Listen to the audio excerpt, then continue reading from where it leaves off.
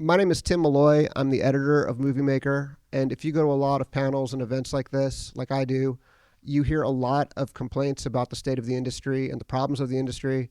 But as Alicia said the other day, you don't hear a lot of solutions. And the purpose of this panel is to celebrate some people who have really figured out some of the solutions. Not all of the solutions, but have figured out some of the solutions. These are the people who are succeeding within the current state of the industry. They're representatives of the best places to live and work as a movie maker. If you don't know, the best places to live and work as a movie maker is something that Moviemaker magazine puts together with filmmakers in mind. Can the filmmakers in the room make some noise? Wonderful. It's something that we put together with filmmakers in mind, with you in mind, to help you make the best choices about where to shoot your films and perhaps to relocate forever. And we look at things like tax incentives, we look at studio space, we look at the crew base, and we look at all those things that you can't really quantify that are just amazing about a particular place and make you want to call it home. So I'm very delighted to introduce our panelists, and at this point I'm going to look at my phone because frankly they have too many accolades for me to memorize with my tiny mortal brain. So to begin, over on the left we have Rachel Kephart, who is the Kansas City Film Commissioner. She has been part of the local Kansas City film community for more than a decade. She started out in casting and production before joining the film office in 2015.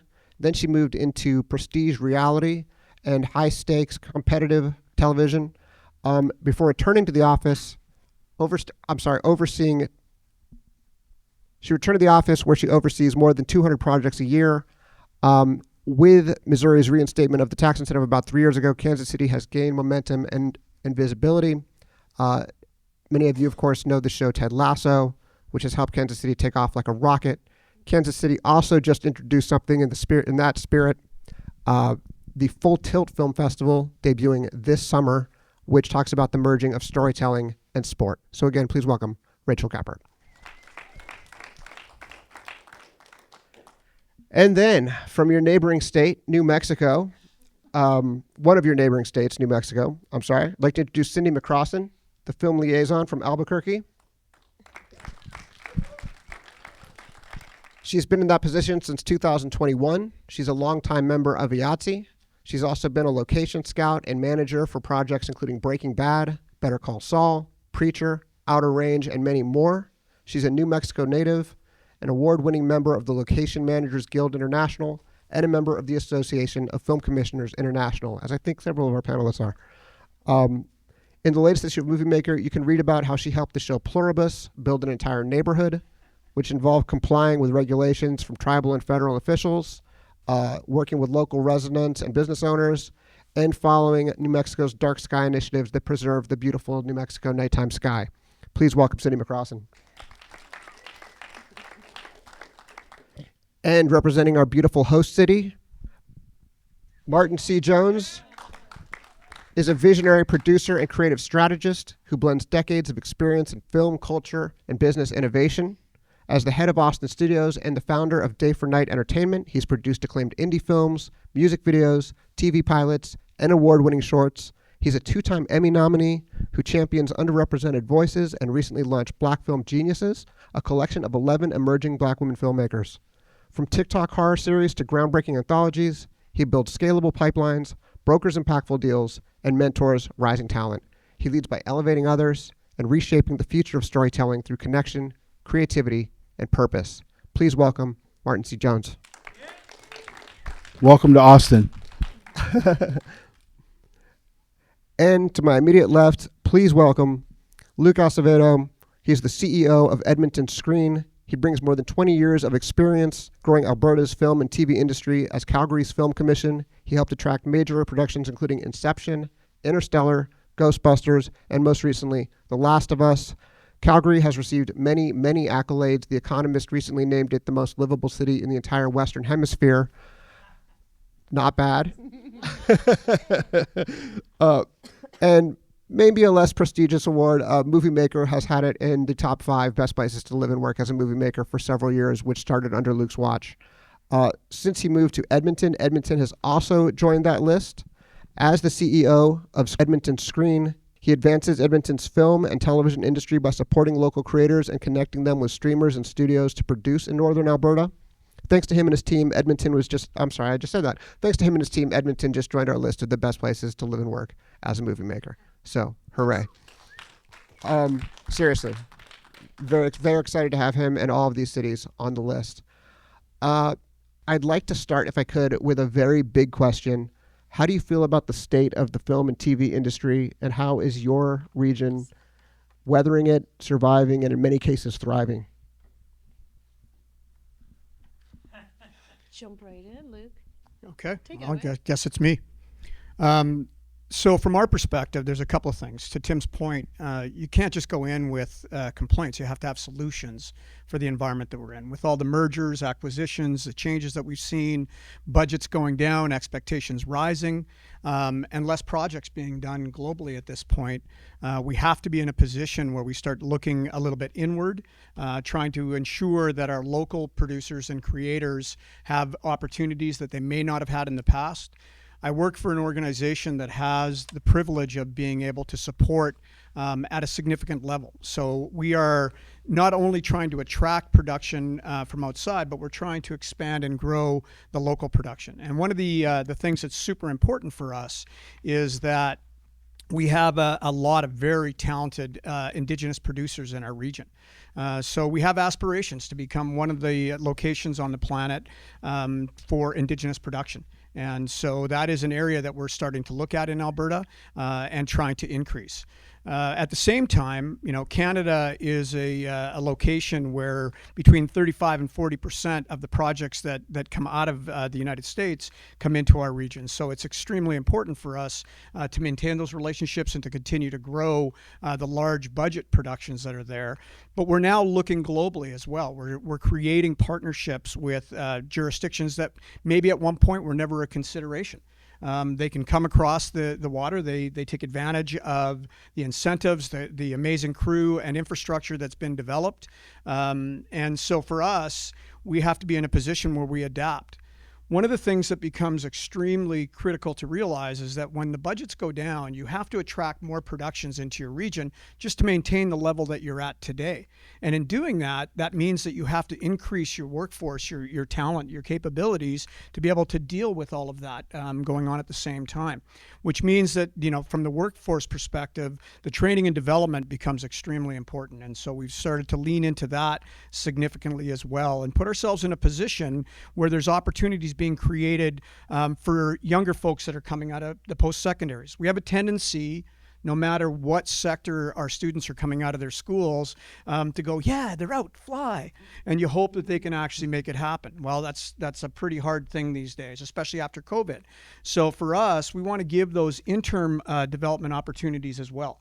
So we've teamed up with Stage 32 and some of our local unions and associations to create that next level of training and certification, and then putting these usually younger folks, not always, usually younger folks, onto sets on non-union productions so that they can actually garner that experience and get some of those IMDb credits and put themselves in a position that the next time somebody actually sees their name, they can reflect it to something that they've done.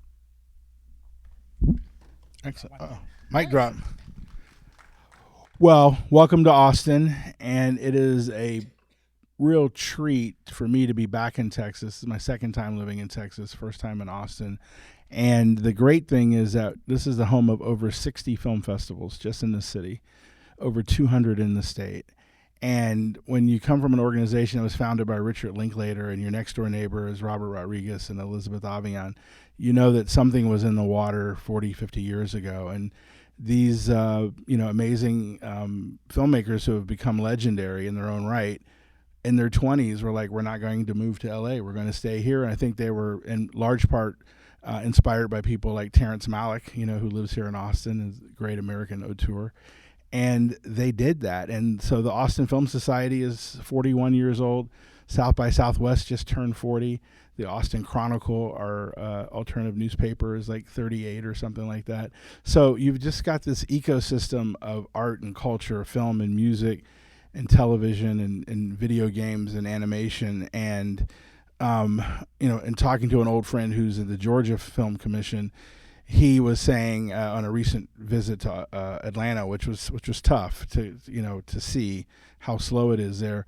He said, one of the things we didn't focus on was building the culture and community. They sort of took that great Marvel wealth and sort of jumped into like all this production, but having people that live and our Austin Film Society is organized under one principal sentence, make, watch, love, film.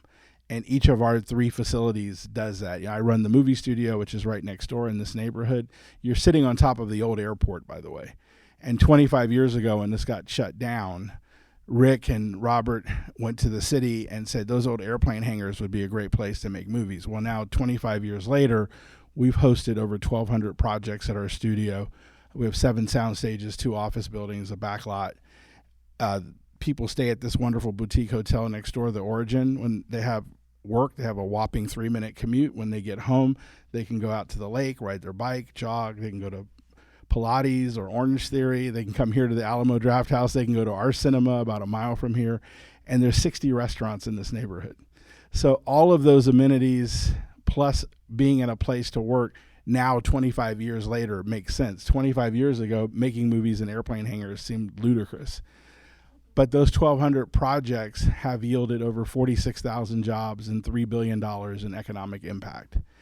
And so our friends over here at Home Depot love us because a show will come in and drop $4 million in lumber in one season. And the people that work on those shows go home to their own beds and they pay property tax and they live here. And then the people who don't live here are like super tourists, like people who are coming here for South by, and you're dropping a lot of money and then you leave and you don't require a lot of services from us. So the fact that we have people who live here, who have built community here, have attracted people to come and visit because it's kind of a cool and weird city, and has these great festivals, has sort of created this virtuous cycle where we can continue to build and enjoy film culture. And, our friends at Alamo Drafthouse, before we had a cinema, we showed movies when there was only one Alamo. We were one of the people programming movies there.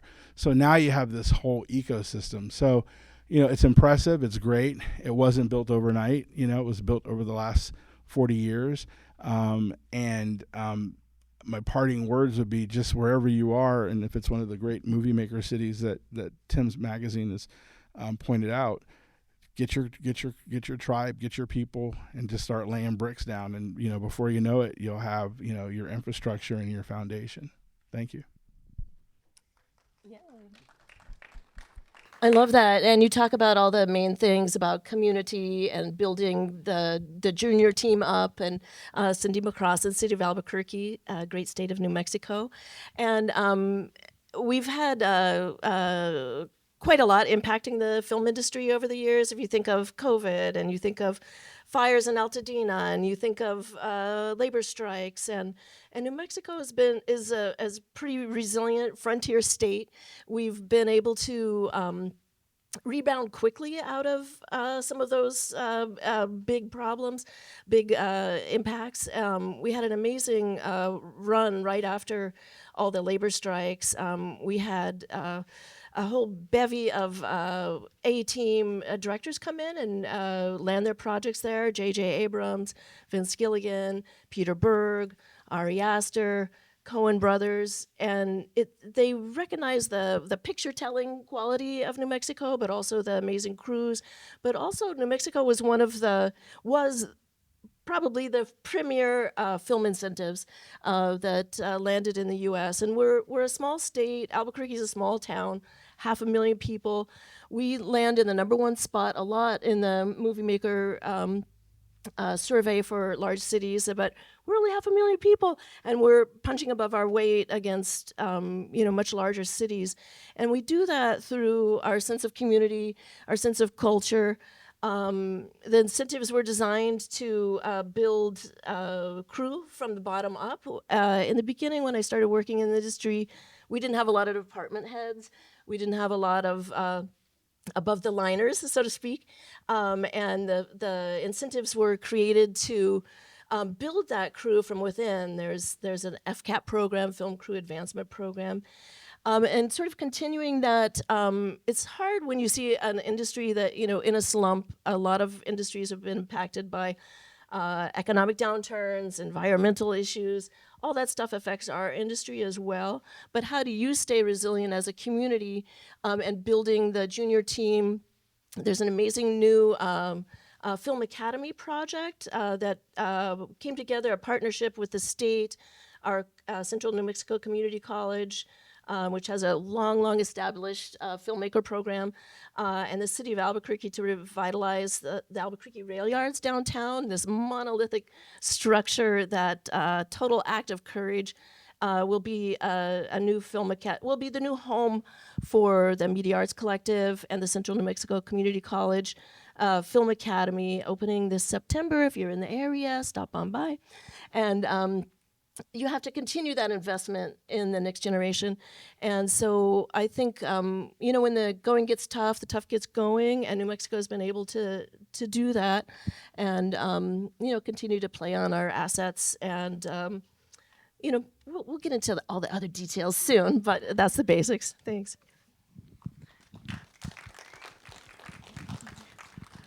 Well, for Kansas City, we're definitely sort of the newcomer on the panel, right? We passed a state incentive 3 years ago. We had one, but it had sunset, and it took about 10 years to get this one back. And it's very competitive in terms of its percentage, but it's modest in terms of its funding. So the state of Missouri will give you up to 40% on all qualified spend, but the cap is set at $16 million. Kansas City, as a city, also has an additional incentive of a 12% cash rebate. So anything you spend in the city of Kansas City, Missouri, you get 52% of your money back, which is the highest, I believe. Someone can correct me if I'm wrong, but one of the highest possible in the country. But I think what we have had to do, and what I have had to do, is be very specific on who our audience is, right? My mom would always say, know your audience, and mostly she'd say that because I'm obnoxious, but I think it applies in this area as well. We have this competitive incentive, but who can really benefit from it in a practical way in Kansas City? We are not in a position where we can be bringing in $100 million projects because we don't have the funding to be able to give them that full percentage. So how do we prosper and do well? And that has been really targeting the independent film market has been our key. Pretty much like 15 and below has been our bread and butter for the past 3 years, and has been very steady, which has been nice. I mean, truthfully, as we all know, like the at least nationally, the industry has been having a tough time. A lot of these big studios are taking their projects overseas. And so we have, by virtue of the fact that we were kind of late to the game, we have this ability to cater to a budget line that isn't always in a position to leave. And so that's been very beneficial for us, which is strange, to be kind of in a position where our industry is actually growing compared to maybe the rest of the region, but obviously, comparatively is smaller. So our community has been, seeing this sort of steady stream of independent film with some notable exceptions, right? Like Ted Lasso coming through is a big deal. Obviously, Jason Sudeikis is from Kansas City, so we were mentioning having these sort of figures who care about your city and identify it with it or are from your city. Bringing them in and using those relationships to kind of make a mark is huge. That will premiere later this summer, and that will be a very big deal for the city. But I think we have just sort of really tried to be smart about who we're targeting and not going too big too quick. I mean, I think anyone on this panel can relate to the idea of if a project comes that's too big and you give them all of your incentive and then you're turning filmmakers and studios away the rest of the year, that leaves a lasting impression and they won't come back. And so there's a strategy involved with not building too quickly or overbuilding too quickly. So And training is a huge part of that as well. So of course we have building our relationships with our universities, and Kansas City is shockingly has a pretty strong crew base, but partially because we're so central that we have a lot of crew that base in Kansas City and then fly out elsewhere. We're the most centrally located metropolitan city in the country. We even had a film last year with a comedian that was the lead, and they picked Kansas City because he was touring at the same time and he could fly out on the weekends to go on his tour, and that was kind of a part of their reasoning. So kind of playing to our strengths while recognizing that there are certain things that we can't compete with. We have these strong incentives. We don't have a huge soundstage complex, but maybe in 40 years we will, you know. God help me, please not 40 years. But yeah, I think we are just sort of finding our niche and then also working to gradually build. We obviously take legislation back to the state pretty frequently to, you know, this year we'll extend the sunset of our bill. Next year we'll probably go for more funding. And so just taking those gradual steps while building throughout has been kind of how we've been able to be successful during a time that's been a little bit tricky nationally. You should close your airport and build a film studio. Our airport is real nice. We just got a new one, but we do have a downtown airport. Can everyone talk about, the way I originally had this question phrased was, can you talk about a big project you're excited about? But you make a really good point that a project can be too big and can kind of take all of the water from all of the other projects, which isn't the most sustainable thing. So let's rephrase it. What's a project you recently landed that you're really proud of and excited that you got? And also, just a fun question, a film commissioner in Mississippi told me that one reason she got the Coen brothers to shoot there was she took them out for blueberry iced tea and banana cream pie, or banana cinnamon pie, I forget. It sounded really good. What's a food that you always make sure people try before they leave your area? And why don't we start with Rachel this time so we can sort of do it snake draft style. Well, I don't want to say it twice, but I think like Ted Lasso is a huge deal for us and was so exciting, like for our crew and for the city. The city was so excited. You know, Jason is obviously very beloved in Kansas City, as are, we have kind of a slew of comedians that are all from Kansas City: Paul Rudd, Eric Stonestreet, Heidi Gardner. And so having him come back to film was a big deal. You know, Kansas City doesn't have paparazzi, but you've got people like filming him from the top of parking garages. And I was quite proud of them, actually. I was like, we have our own little TMZ going on here. I was quite proud. But that was like very exciting. And I think it will also have this thing that we as film commissioners talk about all the time, which is the film tourism aspect and the value of having a project that is set in your state and is utilizing spaces that are identifiably from your city has a huge residual impact that is really hard to quantify, but is no less important. So very exciting. It's hard to not take people to get barbecue. The problem is picking a place and then them telling somebody and then they come back and say, why'd you take him to this place and not that place? That's the struggle in Kansas City, is that there are lines in the sand for some people of what is and is not Kansas City barbecue. So it's a dicey world to dive into, but you kind of can't go wrong. So barbecue for sure. Yeah. Well, I'd be remiss if I didn't mention New Mexico red and green chili. That's our state question, red or green. If you can't decide, then it's Christmas. And it's spelled Chile. You know, don't spell it with an I. That's something else that happens maybe in this state. But you got to have your enchiladas. And so that's just a given. Our food culture involves chilies. Has anyone heard of Pluribus, maybe? We just had a wonderful panel with the creators of Pluribus and, of course, Vince Gilligan, who brought Breaking Bad to New Mexico, Better Call Saul, El Camino. Sort of, we're talking, 15-year franchise, and then Pluribus. And Pluribus was not a given that, and he actually said that today, that it was not a given that they were going to end up in Albuquerque because, you've seen it all, right? But have you? And as a location scout, I worked with him for many years and liked to show new places that had never been seen before. But Pluribus was a tough sell. He's a very demanding creator. And they picked a spot to build the cul-de-sac. And it was a crazy lift. We had to have city council vote to change the IDO, the Integrated Development Ordinance, to actually allow a backlot to be built. And it was on a sensitive spot. You mentioned the Dark Sky Initiative. There's neighborhoods nearby. Not in my neighborhood. This is not going to happen. We had to send certified letters in the dead of night, and if one person said no, game over. And so we sweated that quite a bit. And we tried to convince Vince to go to another spot, and he was like, I can always go to another state. And so we're like, okay, make it happen. Close to historic properties, tribal lands, petroglyph national park, volcanoes, floodplain.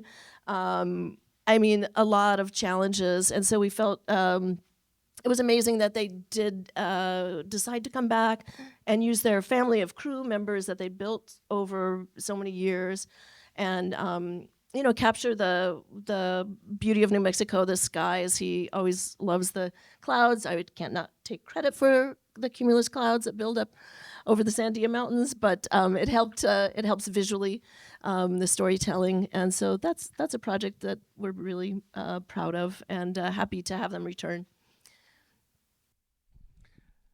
So last night, Kevin Bacon and Kira Sedgwick and their children, Travis and Sosie, premiered their family movie, which is a real fun ride. And it was based at our studio, so just shot a mile from here.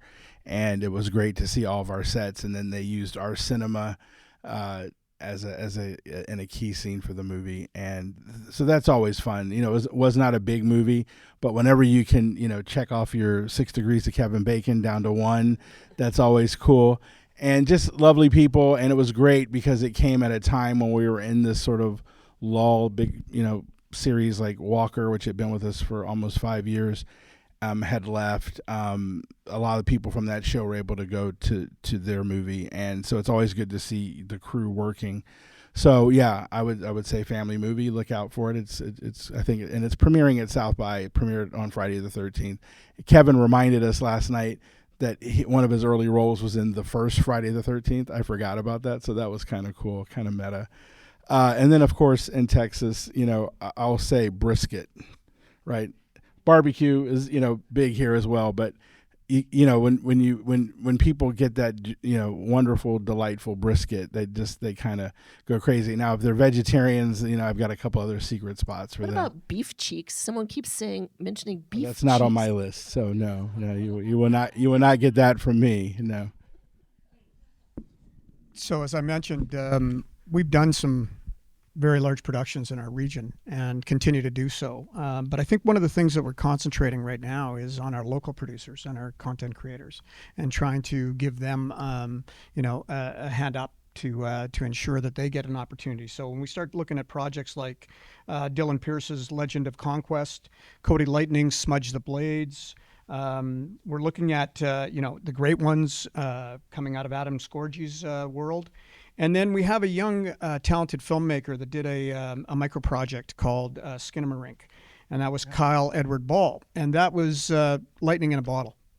It went global, and so from there, A24 saw that happening, and then came to him, and they created the Land of Nod in our region, which Kyle was happy to take on as a creator, but wanted to ensure that it was done in our region. It was done in Edmonton with Edmonton talent. So we were super supportive of that. And again, our organization has an opportunity based on how we function to support that. And so it was attractive for A24. It was attractive for Kyle. So they stayed there and did the project. So we really are leaning into our local filmmakers that have some opportunities now and are seeing some global response to their projects.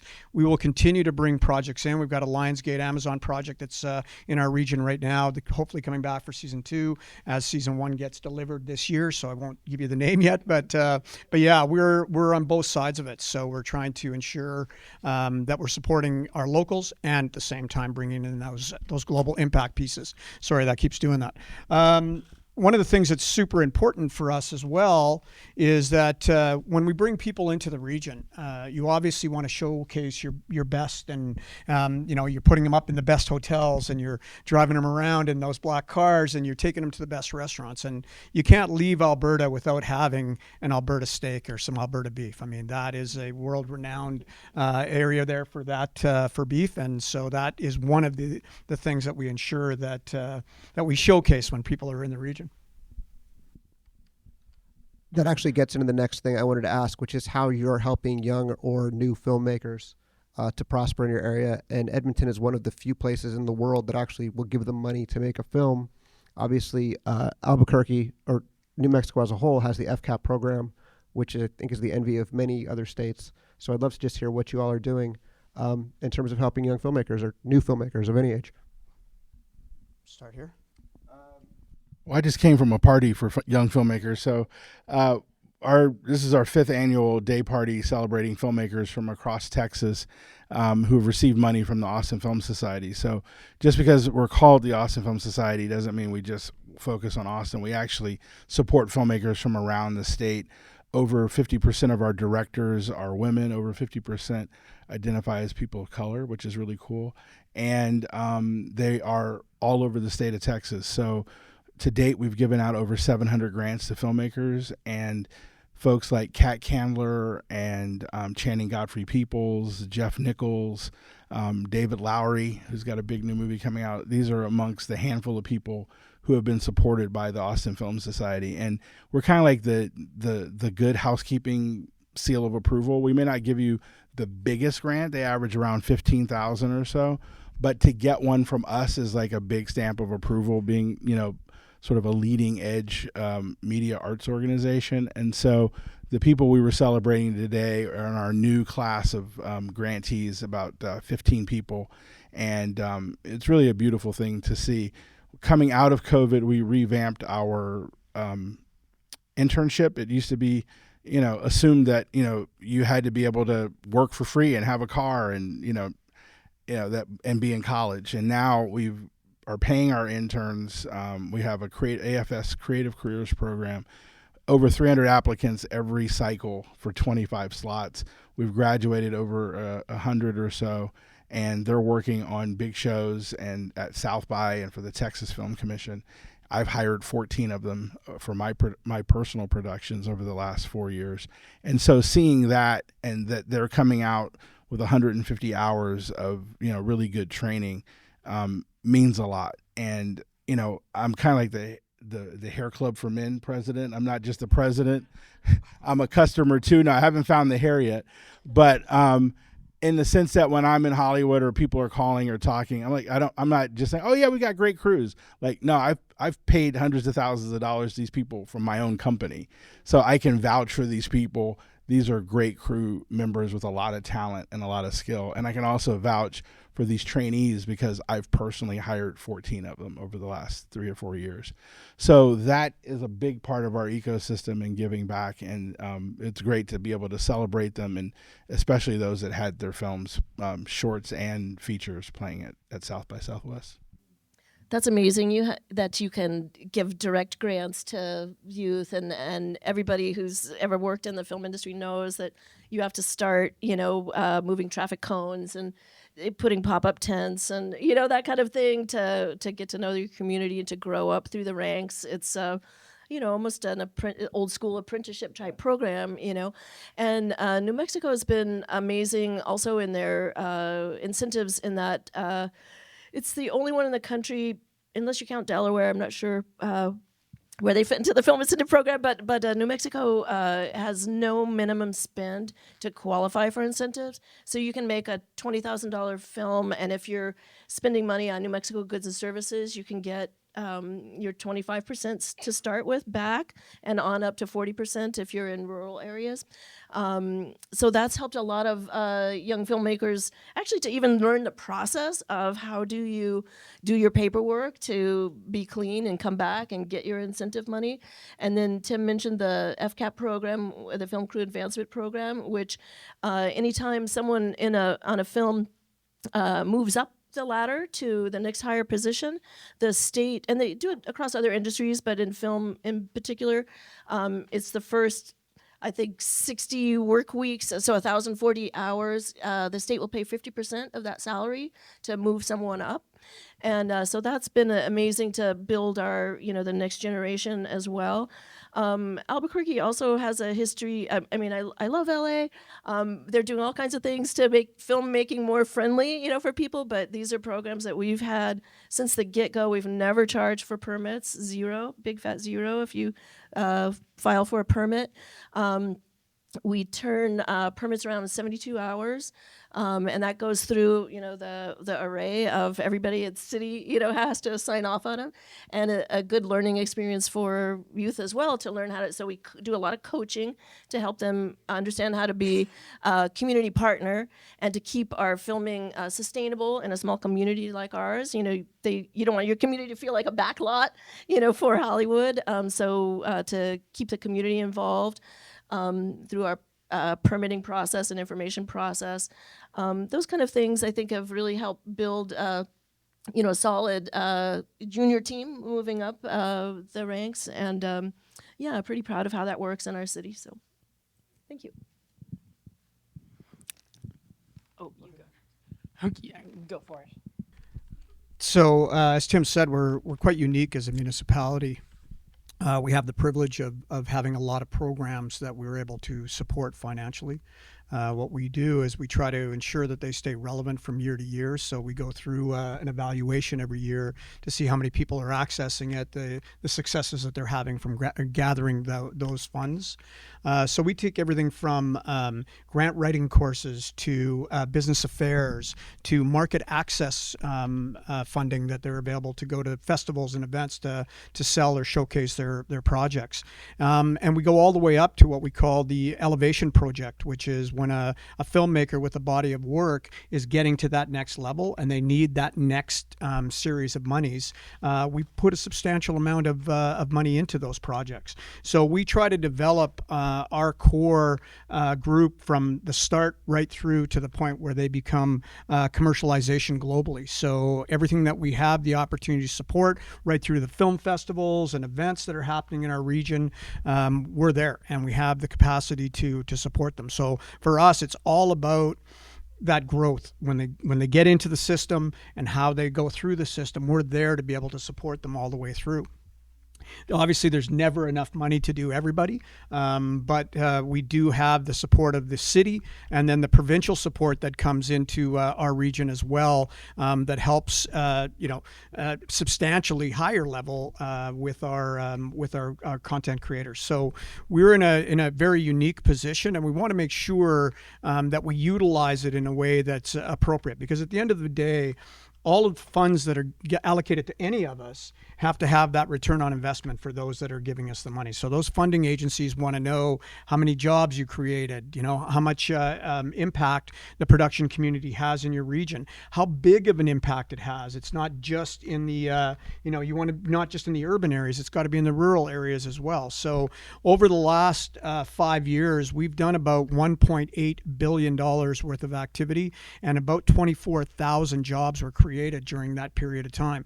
And Edmonton Screen and the City of Edmonton and Calgary and Calgary Economic Development have all had a part to play in that. So we do a very diligent job in ensuring that as the needs arise and as the market changes, that we're able to adapt to that market change and that we're going to stay relevant in how we're allocating those funds that are made available to us.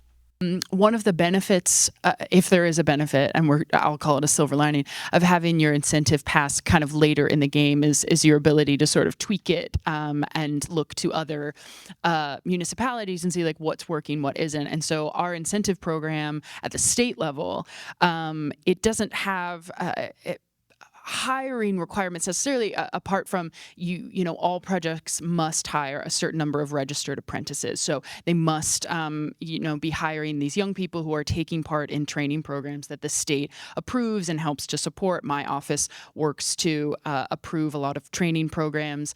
We fund quite a few of them, and in addition to that, part of the state incentive is it's a base 20 with 4 5% uplifts, and one of those 5% uplifts is you receive an additional 5% of a tax credit from the state if you are advancing someone into the next level in 3 different departments. So it could be, it could be as simple as a set PA becoming a key set PA, but it could be greater than that as well. And so all of that is sort of meant to help to build up our workforce and give our people who are in these sort of entry level spaces the opportunity to kind of take that next step.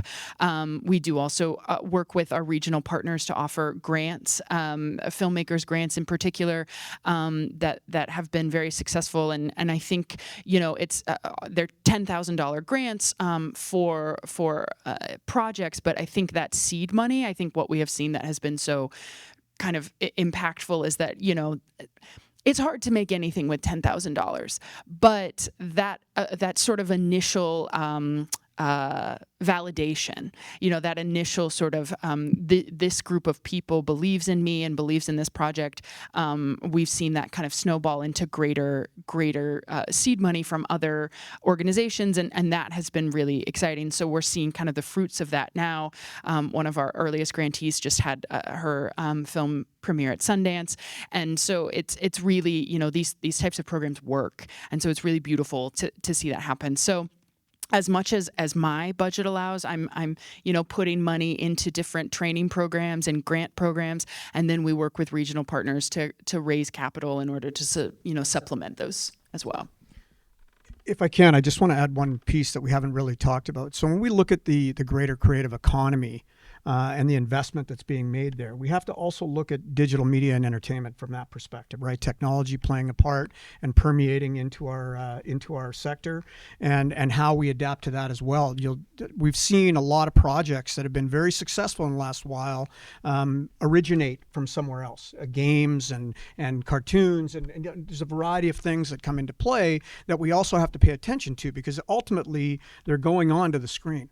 And how we actually embrace those and ensure that we're supporting those is extremely important as well. So we have programs that actually lean into that, and to ensure that we can create that connectivity from those, those folks that own those IPs and they're developing that content to those that are actually able to then produce that content. So there's got to be a bridge there as well, and we want to make sure that we're part of that transition as things happen. So there's all aspects of the screen industries is things that we're looking at and hoping that we can ensure we're supporting at an equal basis. So the successes are for everybody.